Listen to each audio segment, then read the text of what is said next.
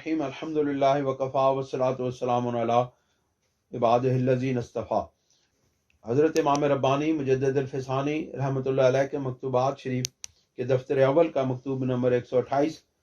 جو حضرت خواجہ مقیم کی رحمۃ اللہ علیہ کی طرف لکھا گیا، اور اس میں آپ نے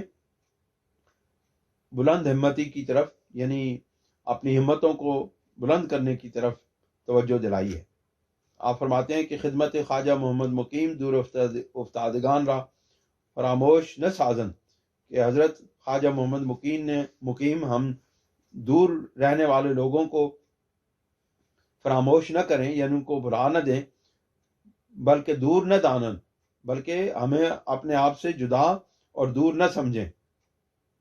المرء مع من احب، یہ حدیث پاک ہے کا ایک جملہ ہے کہ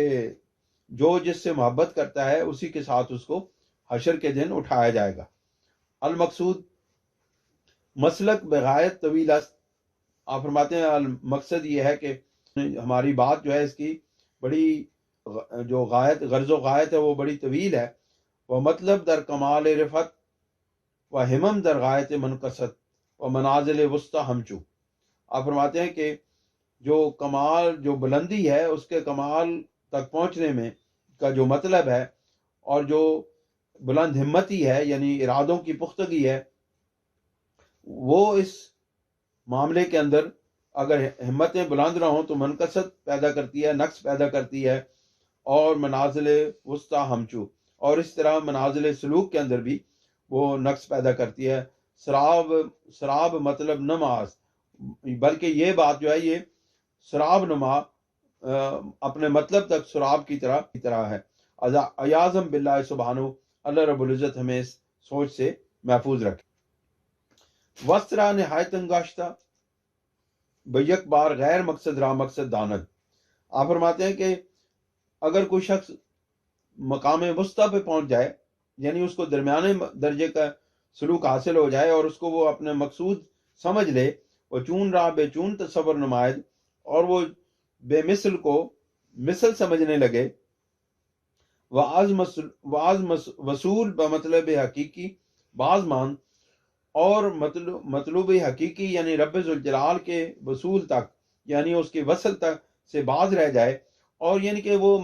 درمیانے درجے کا سلوک طے کرے، اور وہاں اس کو جو بات بھی نظر آئے اس کو وہ رب ذوالجلال سمجھنے لگے، اور اس بے مثل کو اس مثال کے اندر سمجھنے لگے، تو وہ اپنے مطلوب حقیقی تک پہنچنے سے باز رہ جاتا ہے۔ ہمت را بلند می باعث ساخت، اس کے لیے بہت بلند ہمت چاہیے۔ وہ بہیج حاصل سرفرود نمی باعث کر، اور کسی بھی بیکار چیز پر اپنے سر کو نہ جھکائے۔ ودر وراء الورا می باعث جست،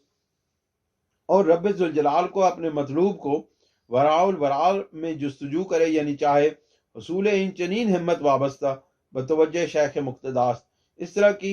ہمت یعنی اس طرح کی جو ہمت ہے، جو جرت ہے یا جو طاقت ہے، اس کے حصول کے لیے شیخ مقتدا کی توجہ کی ضرورت ہوتی ہے۔ وہ توجہ عام بقدر اخلاص و محبت مرید مقتدی است، اور جو مرشد کی وہ توجہ ہوتی ہے وہ مرید کے اخلاص اور